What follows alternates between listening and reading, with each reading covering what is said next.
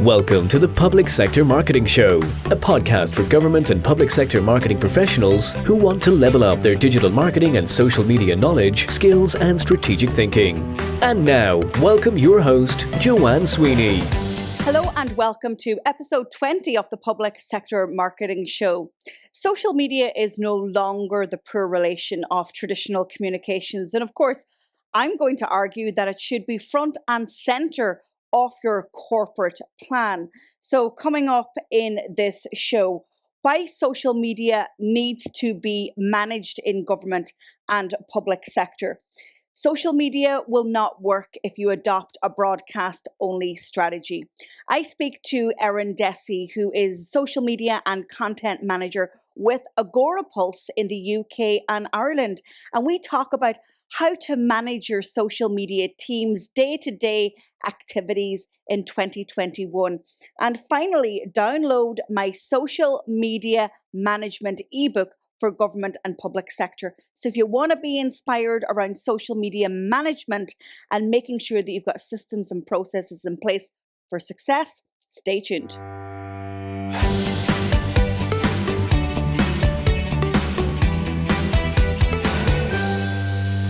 So what's your social media story? And by that, I mean, not what are you posting on social media, but what is the process and the management of social media within your organization? That's what I want to touch on in today's column. In my experience, one of the biggest challenges and actually barriers to success is the process of social media management. So what do I mean by that? Well, I mean, how do you organize your team? What roles and responsibilities does everyone have? Who's creating content? Who is writing the posts? Who is scheduling, publishing? Who signs off ultimately? And then what's your moderation policy, protocols, and oversight mechanisms? The other thing that you need to think about is the management tool that you're going to use. Right now, if you're still using spreadsheets or shared Word documents, you really need to move that on to some digital platforms for project managed collaboration and also for social media management. So you have single dashboards that allow a team to easily collaborate in a virtual world. Erin, of course, is going to talk to us more about AgoraPulse and that social media management tool. But there are many social media management tools that you can use, but suffice to say, you need to at least choose one. The value in a social media management tool is that not only will it store an archive of your published content, it'll also allow you to manage governance and oversight from a community moderation perspective, dealing with inbox messaging, also labeling content, doing a little bit of social listening. And of course, then you can schedule and scale social media communications with a tool. And many tools will also allow you to print reports. And we all know by the time it gets to the end of the week or the end of the month and your manager, or in my case, my client is looking for a performance report, that can take time. But I can tell you guys, if you want to save time and actually leverage AI and machine learning to analyze the big data, then use a tool. And many of those social media tools, management tools, will do that for you. Content creation can also be a big barrier to successful social media, and you need to have a process for that. And if you're adopting the approach currently of just posting individual posts and tweets from original content all the time, that's not really a scalable strategy. And if you've listened to previous episodes of the Public Sector Marketing Show, you will know by now that long form content and then using the repurposing method is exactly what you need to do for social media. But content creation is a really important role. Right now, the social networks are hungry, and also the public are hungry for mobile video, short form video, fast moving. It has a call to action. It's got a promise. It's got a delivery of some some nugget of gold at the end of it. And of course, TikTok and Reels on Instagram have really served that appetite for the public on social. And then, of course, don't forget to analyze the data. Success will be buried within those numbers, and really understanding what the data means in terms of content engagement, in terms of reach and all of those performance metrics, but also where the gaps are. So really, if you are focusing on text only or web link only or even photo only content, then perhaps the data will show you there's a gap in your video content. So have a look at the process of social media management. Even before you step out online and try to be successful, spending time and understanding the process will stand you in good stead. And in my experience, when you get the management, the process, and the protocols right, these are the organizations that do very, very well on social media. Level up your digital skills by taking our diploma in digital marketing, plus gain an industry qualification. Use the code DigitalMarketing20 for a 20% discount. Visit publicsectormarketingpros.com. Publish and go is not a social media strategy. If you want to be successful online, you got to commit to the conversation. If we think about why social media came around, it came around because naturally it's about that two-way street of comms. It's about us putting out ideas and concepts and then opening up our social media platforms to allow for meaningful and real-time conversation. But still, we have some government and public sector agencies who are reluctant to invite engagement or conversation. And really, what I want to help you in this consulting segment is to get that confidence and have the competencies to be able to step out on social and to really embrace that two-way conversation. So how can you do it? Well, first of all, it's about mindset, right? So ask yourself, do we have a publish and go strategy? And what do I mean by that? Well, I'm referencing the fact that you are publishing social media posts on Twitter, LinkedIn, Facebook, Instagram, and then you're going. Even the nature of the tone and the text and how you craft your social media posts, it's almost like broadcasting from radio. Statements that you make in a press release, putting out your point of view in a statement or delivering a speech. We've got to reframe that thinking, and we've actually got to think about the social part of social media. So a great way to visualize this, and I used to do it when I worked in radio. So when I was trained in radio, I was always taught to visualize one person that I was having a conversation with. So I could see their face and I felt them in front of me. And that allowed me to put a bit of emotion and meaning and to really connect with my audience through a radio. You've got to do the same thing with social. You've kind of got to visualize a citizen, a member of the public who you're communicating to. What's that singular message? What are they feeling right now? What is their personal situation or their professional situation?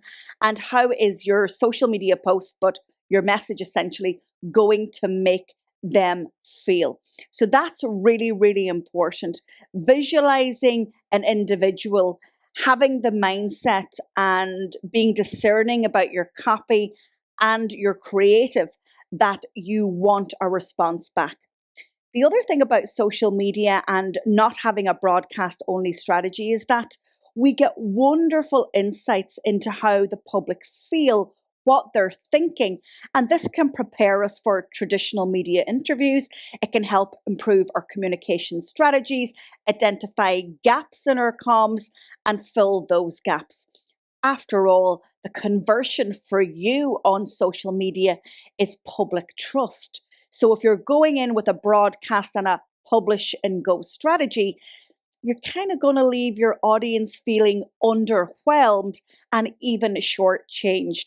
And that's not really what you want to do. So what I say to my clients and to my students is embrace the feedback, embrace the negativity, embrace the dialogue, because it's in that conversation that you're going to get better on social media, that you're going to increase public trust, and that you're actually going to demonstrate that you care and that you are a transparent and open and a social media and digitally first-minded government or public sector agency. A one-stop shop digital marketing and social media resource. Join our membership academy for 12 months. Access a library of how-to videos, template strategies, and organisational policies. Monthly live coaching. Attend webinars with subject matter experts. Meet and network with public sector pros from across the world. Use the code MEMBERSHIP20 for a 20% discount. Visit publicsectormarketingpros.com.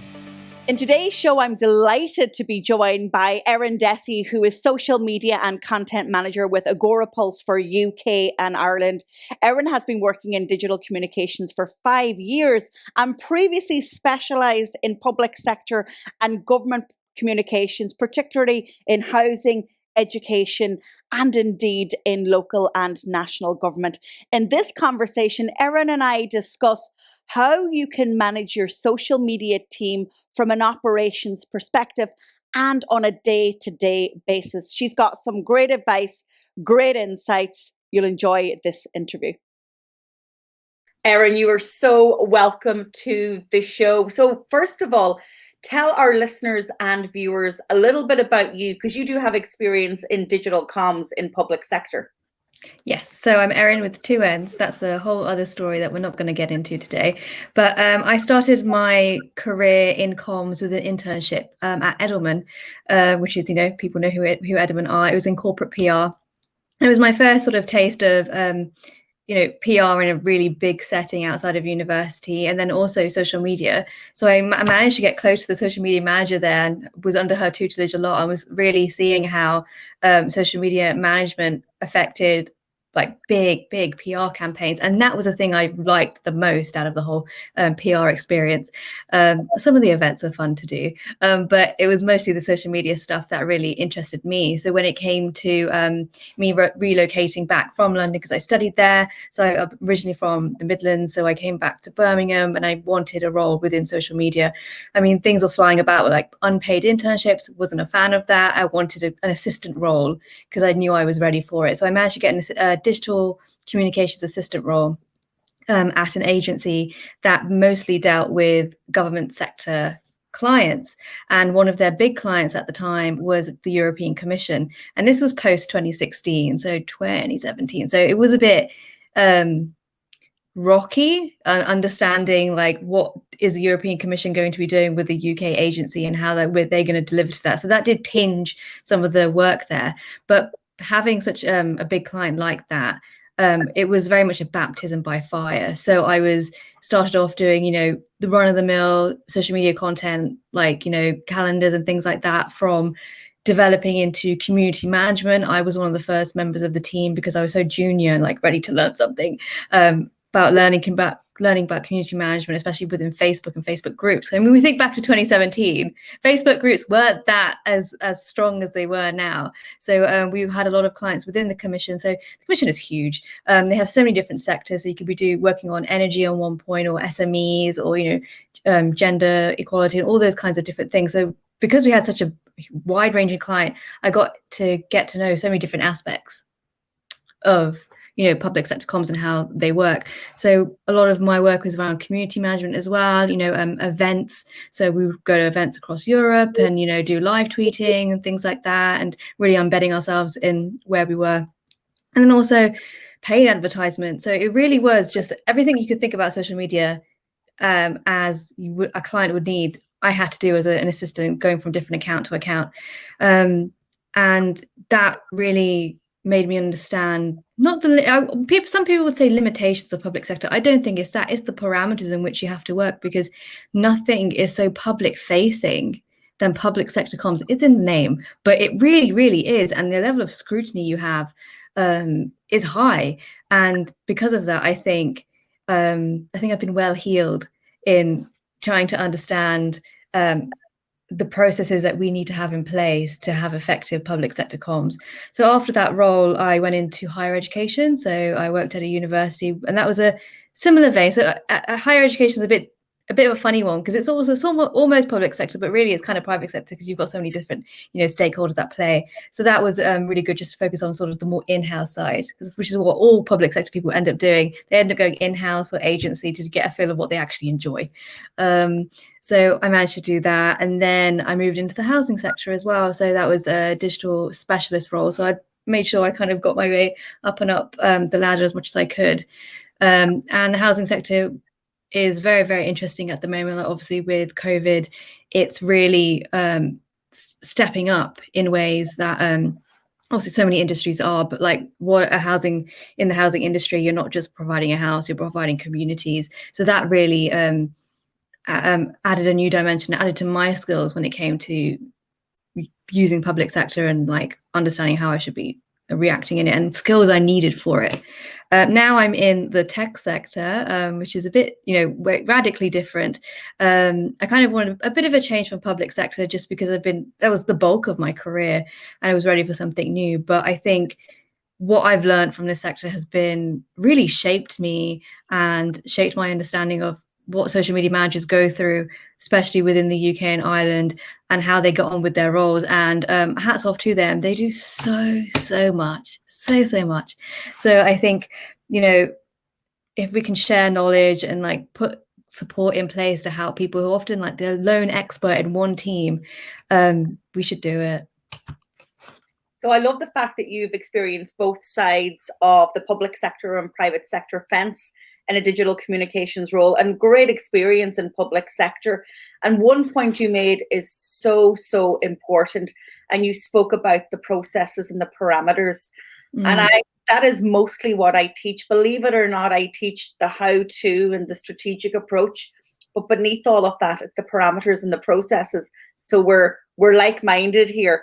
But let's talk about AgoraPulse. And one thing that, and you might have experienced too, but that I see frequently is that those processes and parameters are missing. And that causes disorganization within a social media team or within a broader comms team.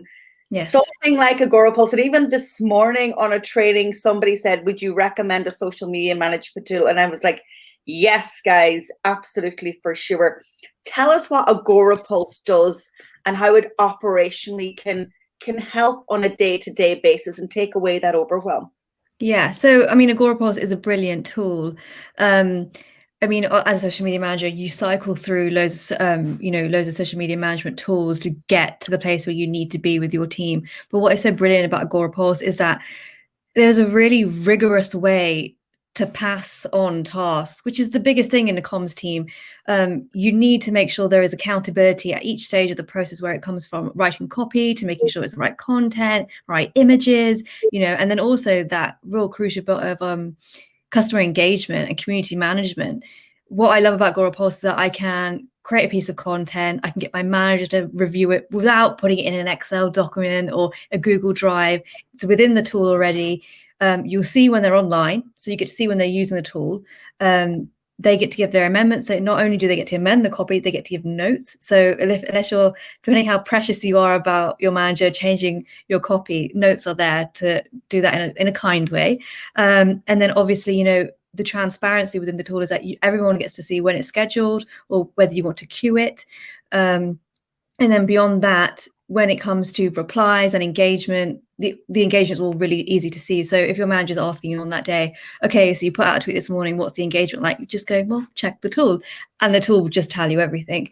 And then what I found really, really useful is just the replies. So, and especially within the inbox and just people replying to your posts, what I'm able to do now is I get a reply from somebody and they ask about a product feature. If I'm not totally sure about it, I don't have to go send an email, take a screenshot, or get them on Slack, describe what's happening. I just sign it within the tool because they're a user, and they'll send me notes, and I'll go back and I'll write it in. Or if we have a certain customer that comes back to us again and again and again, AgoraPulse gives you the option to like mark them or give them a star to say frequent user, or this person's from this sector, or this person's might be a troll, so that has been really, really helpful. When before I was relying on, native tools to do that thing for me. I had to go through so many different ways to process, one complaint, one query, which made the process much, much longer than it needed to be. Especially when you're in public sector, things move very, very quickly, especially if you're in the crisis comms end of stuff. If you've got like 5-10 replies about a power outage in a community, you can't be screenshotting everything and then saving it and then sending it over and getting lost in emails. What I love about this tool is that, it makes the process much more calmer and there's much more accountability involved, which is so, so important. And you talk about the collaboration and what that does from what AgoraPulse provides to a large team. The other thing from an operational and a day-to-day point of view is visibility. So you have pure visibility on a single dashboard of what is scheduled. And also what I love also is from a backdated point of view, it's almost like an archive. Yeah. Exactly. So what that archive aspect of it is brilliant. And also, if you're not in-house or you're got a client, what the great ability to do is just share a calendar. So if you've got a client that is very much hot on seeing exactly what you've been doing and looking at the content, approving it before you post it, the ability just to share a calendar without them even having an AgoraPulse account is so, so helpful. So it stops them from freaking out about a new tool they need to learn.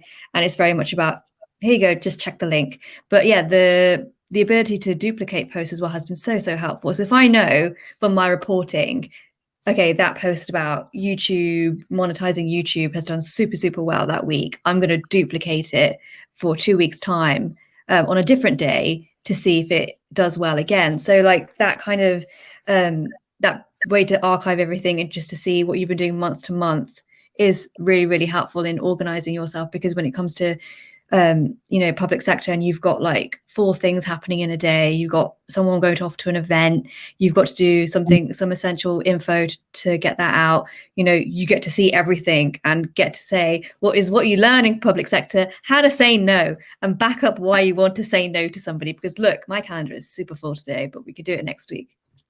That's a really great example, because their socials can become a mishmash of everything with no thought process. And then from a consumer or citizen's point of view, it might not make any sense. On the approval process, I was just finished a large conference last week, and it was 3 days of live tweeting, but a lot of content in advance. And I was able to share the link with the client. And she had full visibility of everything that was planned, everything that was scheduled. She could be at meetings and reporting on social media. I wasn't at the meeting. And she was reporting and she had full visibility. So that's a game changer. That's a time saver. And as you said, the accountability and the transparency is amazing. I want to then touch on another aspect of operational social media, and that's social listening. And it might be a new concept for some people, but AgoraPulse prides itself in listening to conversations and understanding what's being said about you and particular topics. How is that managed on the platform? So with social listening, what you can do is just have a range of keywords for different types of platforms that you're signed up to, just to see what's going on. So it's very different to other tools in which you have to really like go through streams and have like manually check it. It notifies it for you. You can be very, very specific, whether it's usernames or keywords. So if you've got like an event happening and you want to combine the event hashtag with a mention of your company, you can do that very, very easily, and you can do it for a set period of time, which is brilliant. I remember in previous jobs we had to source a separate social media management tool and then a separate social listening tool and get people trained in both, and then combine reports for both. What with AgoraPulse, you can have it all in one place and the report comes to you all in one place as well. And I think that's really a big thing when it comes to like public sector, and you've got like aspects of or individuals in the company that aren't social media literate. They want to see a report that just makes sense to them. They don't have time to like go through the Excel or see a PowerPoint of like 6 or 7 slides. What's brilliant is that you can export a bunch of reports in many different ways with PDFs for the Excel spreadsheet for your own benefit to get that information to the right person as quickly as possible. Yeah, when AgoraPulse introduced Power Reports, I was like, this is a game changer for me. I was original or insights natively within platforms, and then one or two other tools, and then bringing it together, because reporting is so important. That transparency, value for money, how many has seen our campaign. They want to mix traditional comms data with digital comms data. And then with Power Reports, you select your time frame, you select your platforms, and you even add your name to the branded PowerPoint. And you look at sports, and then you look amazing in front of the client. Or if you're working in public sector, you look amazing in front of your manager. And so I guess you're getting great feedback about Power Reports. Yeah, like, I mean, I think when even I was introduced to it, just as someone just starting to use the tool myself, I was just amazed. I was like, gosh, all that time I wasted, all those Tuesday afternoons I wasted trying to get these reports out, and I could have just done this. Yeah, no, it's a really brilliant way to just to synthesize everything. And especially, I mean, you can just schedule it. Like, if you need the report on a Monday morning, just get it on a Monday morning. That's your job done. And it really takes out a lot of conversations you end up having with your manager or, you know, other aspects of the comms team about what we think is best and what to do. And what I remember beforehand, not arguments is a strong word, but real discussions about, okay, but well, the CEO wants to see the branding. He wants the branding there to make it feel like he's looking at our stuff and not just a bunch of numbers. And negotiating that was hard because, all right, well, are we going to snip it in? Are we going to screenshot it in and add it in there? No, AgoraPulse just does it for you, which is super helpful. Yeah. So from another challenge that social media managers have is perhaps the whole scheduling piece. So let's say you're a National Health Service and you have 100,000 people in your trust or in your organization. They all are clients of yours. They all have important news. That scheduling piece is really useful. And as you said, helps you to say no. Yeah. I think what is so brilliant about the scheduling and the tool is that labels are a big thing. So I'm using labels religiously just so I can keep track of the different types of content and the content pillars I'm paying attention to. So for example, I've got educate and promote. So in a week, I can see, okay, I put out 60% of my content this week was educate, but then within that, it was educating people about Twitter or it's about Facebook. And I think when it comes to really big, like, I mean, I can think back in previous jobs, I would have loved the labeling stuff when I was in the same day putting out a job posting or, you know, mentioning an event or, you know, making sure I was hitting like a national wide campaign in a day just to show off and say, actually, job postings on a Tuesday don't work. Like, let's do them on a Monday instead and combine it with a hashtag. So reporting is and being data driven as possible is so, so important in this job. And little things like adding labels, seeing the power reports from those labels really help you just make the right decisions when it comes to content. We can all, and especially when it comes to a team or, you know, or a feeling within a business, like people will always say to you, well, I think that works, wasn't it? Like, I mean, if we just post that, that'll be fine. Like, just everyone's going to want to see a poll. But then it's like, okay, well, where's the data to back up that what you're saying to me like is going to work? Everyone has their idea of what is best on social media because they've seen it somewhere else, or another a client or a rival has done it. But what I think is useful in a social media manager's arsenal is having that data to back up things and having the data to shoot down things which you think are plainly ridiculous. Yeah, so this is where I love to get to say my favorite line that I teach my students and offer to my clients: don't bring an opinion to a data party. Yes. Yes, you can have absolutely. Thank you so much. I will start saying that. Another feature that I love, again, and what I'm doing is I'm thinking about from an operations point of view, the challenges of social media managers is your bank of hashtags, right? So I need hashtags for the different client services within the organization or for different campaigns. You can preload your hashtags in AgoraPulse. Yes, it's brilliant. I mean, we have AgoraPulse social media teams like across Europe and the US as well. So when I was first starting, I managed to have a look at like, oh, these are the hashtags they use for their events specifically. And now that we're, you know, developing the UK social media side, I'm trialing so many different types of hashtags to see what's hitting, what's not, and hopefully I can get myself within the month my core label of things that I'm going to start using for specific posts. And, you know, but obviously that's going to change. You know, the hashtags are super important for your reach and getting visibility, but like to group that stuff just makes it so much more easier for you. So you're not just like just running onto Twitter and trying to find the latest hashtag that works for you in that moment. It does cut down a lot of time. Yeah. And so at the moment on AgoraPulse, you can manage your social media content for Facebook, for Twitter, for Instagram, for LinkedIn, and for YouTube. We can't go live from AgoraPulse. That's not something that you do. Is there any plans? And of course, you don't have to give me trade secrets or confidential information, but I know that the founder, Emmerich, he has really built the company on a culture of consultation with their users. And you have almost like an open, always on conversation where users like I and my clients and students can say, hey, would you ever think of doing that? And that really is your roadmap for development. But have you got any interesting things coming down the track that you know that you can say without getting fired? I can say without getting fired, yes, because I've only just started. Well, I think just yesterday we introduced Canva. Like we've been onboarding and Canva integration within the app, so you don't actually have to go off on Canva and create your graphic and then go back into upload it. It's all done within the tool. And just yesterday that we've introduced newer sizes as well and newer resolutions and newer templates to be included within the app. So it's like introducing those things, not always slowly, but it's like, you know, phasing them in just to see what does work and doesn't work. And obviously the API opening with Facebook and Instagram has been, oh my God, long awaited. Like how long have we been waiting for this? So keep an eye out for AgoraPulse and when it comes to DMs and, you know, being able to access that in due course. Brilliant.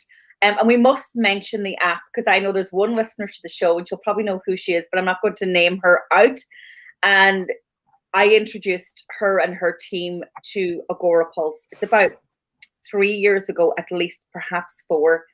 And she said that the app has changed her life. I'm so glad. Yeah, talk to us about the app and how important that is.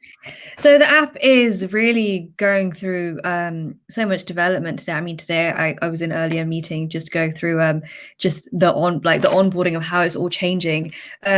It's really, really exciting just to be mobile and scheduling stuff. Like I know, like when you're at you're covering an event, you can't have your laptop on your lap airdropping pictures to the Mac and then uploading it into the scheduler and like trying to make sure you get the right hashtags while the event is still happening. What is brilliant about the app that is like it's growing every day. The features are getting stronger and stronger, and the publishing tools within the app are just out of this world, and it looks super duper slick and it's so much more easier to use. So we're really excited about the app and how it's going to keep developing with people, and I have it on my phone too, so I expect to be, you know, using it more and more. Yeah, it's social media management on the go. She said that, you know, it took hours off her day. She was able to go to meetings and look in real time on her phone, be informed, moderate on the go, whereas before that she felt she had to be stuck to her desk. Yes, exactly. And or you're navigating, you know, native tools and hopping between each app. Like we don't want to be hopping between each app. Like we're there just to make the process much more just quicker when you're in a very fast-paced job and role, because we know that with social media, especially within a busy comms team, you're not just doing social media management, you're doing graphic design, you're dealing with outsourcing, you're dealing with like video content. As long as you like having an app that makes that morning process, that morning checking, afternoon checks, end of the day checks to social media easier, is a godsend, really. So one of the big objections that I get when I'm encouraging clients and students to go into a social media management tool, and of course they use many different tools, people are afraid of change, and the process of change maybe involves a little bit of pain at the beginning when you're getting to know a new tool. But I promise them that the pain will be worth it and you will win time back. Do you have any tricks or advice for people who are watching or listening to this now and they're like, we don't use a social media management tool, but I don't have time, or my line manager wouldn't agree with it.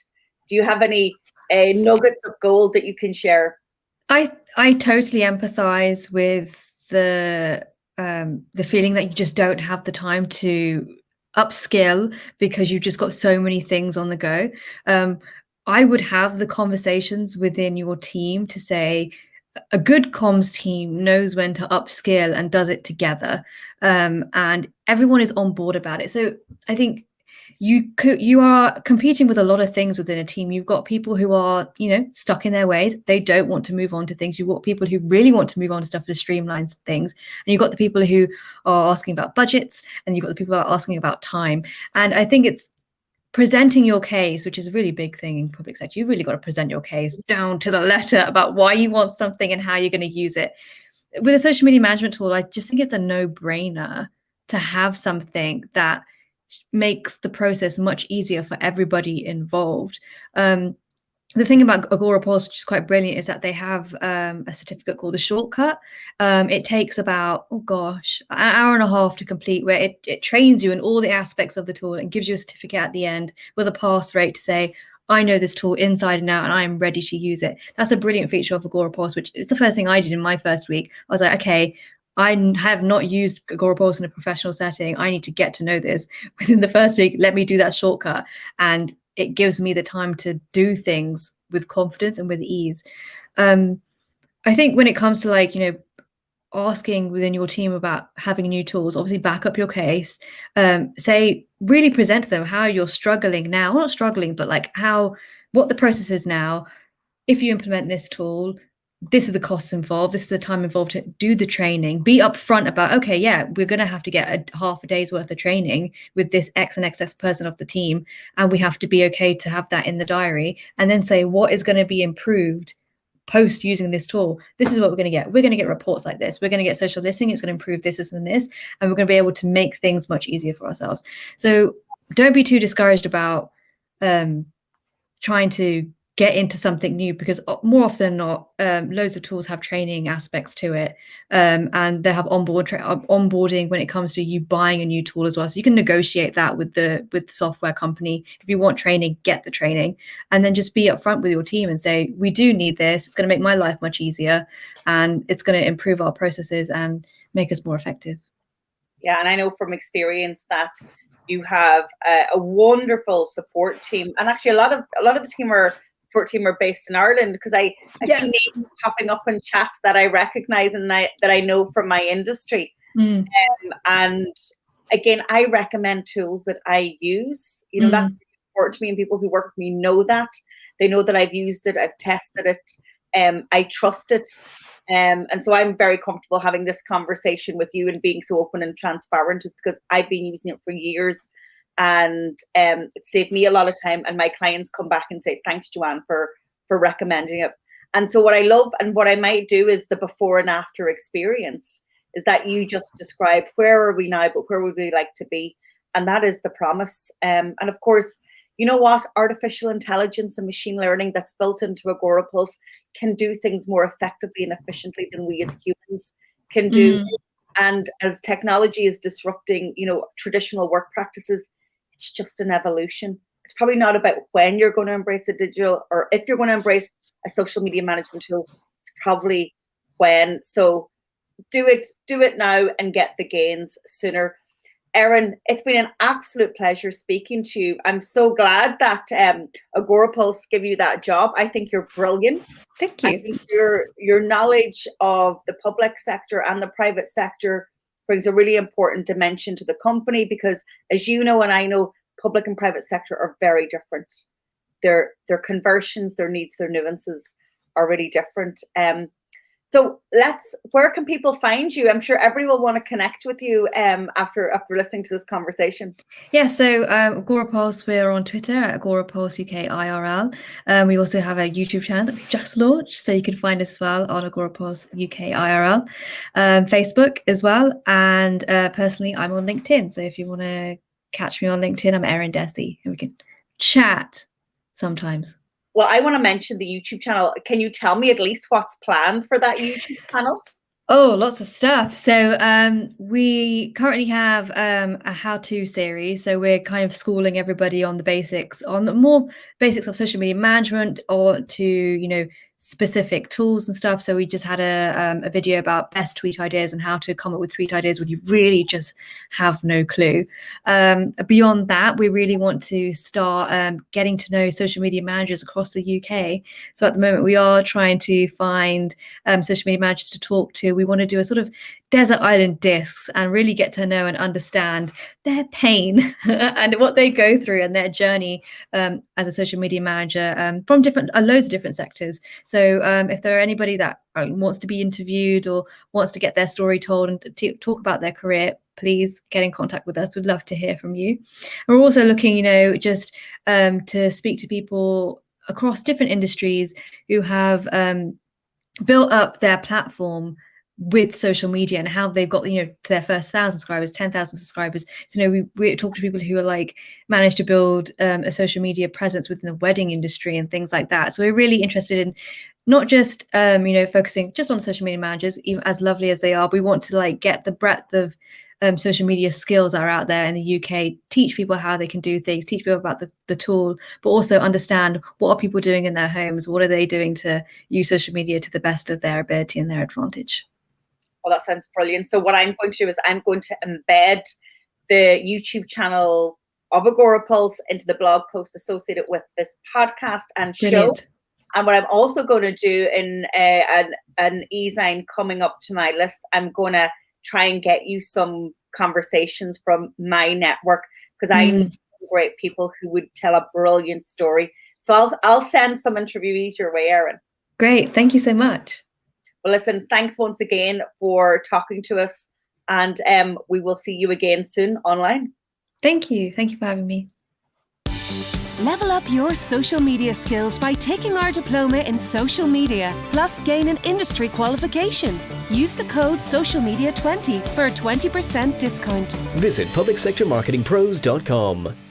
Thank you so much for tuning in to episode 20 of the Public Sector Marketing Show. 20 whole weeks sharing my insights, knowledge, experience, and skills with you. I truly enjoy it, and I hope you find the value. But of course, my ask to you always is please share the show with a public sector pro you know. Even just send it on in an email or a WhatsApp or a DM. Get the link off YouTube or off your favorite podcast platform. And of course, if you do enjoy it, leave me a rating and review. 2 things to give you this week in this episode. I have a 10% discount for AgoraPulse. If you want to try it out, make sure that you go to the blog post associated with this podcast at publicsectormarketingpros.com/podcast. And also, I do have an ebook on social media for government and public sector. Well, that's all from me for now. I will see you on episode 21. Thank you for tuning into this episode of the Public Sector Marketing Show. This episode has ended, but your digital journey can continue. Head over to publicsectormarketingpros.com to access resources and links mentioned in today's show and to connect with Joanne and her team. Until the next time, be sure to subscribe, rate, and review on your favorite podcast platform.